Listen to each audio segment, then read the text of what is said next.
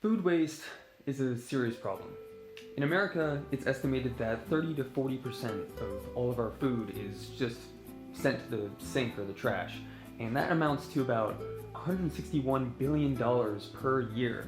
Now, some part of that is due to us families and how we approach food and think of it and just throw it away. Some of that is just from not understanding labels and things like that.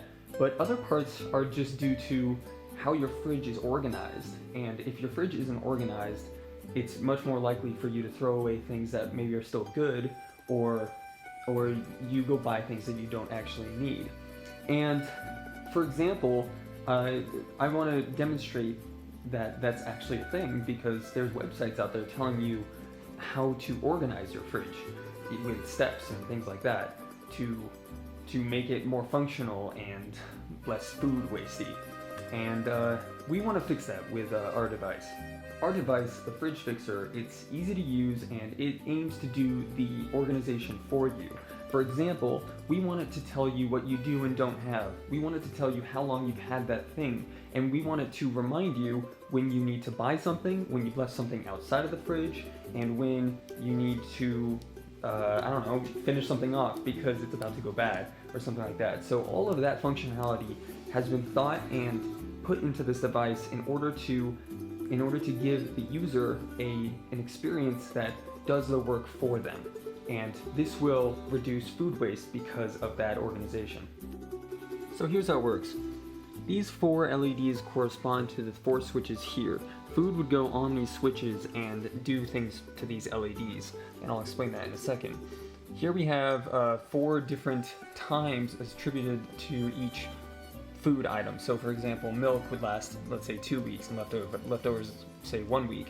These LEDs will change color based on how long something has been there.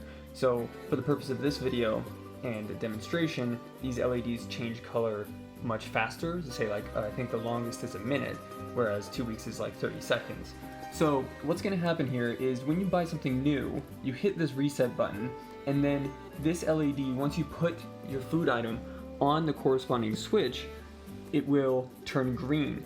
And then as time progresses, half that time, this will turn yellow, kind of reminding you, hey, you should finish this thing before it goes bad. And then it'll turn red once it has turned bad to remind you, hey, you need to buy some new stuff. So let me show you exactly what I mean. Let's say that this is some new milk. I'm gonna go ahead and put it on the sensor. And that is this one here, I think. There we go. So I just bought new milk, and we'll watch it change color. The yellow is it's not super obvious, but I'll show you exactly when that happens.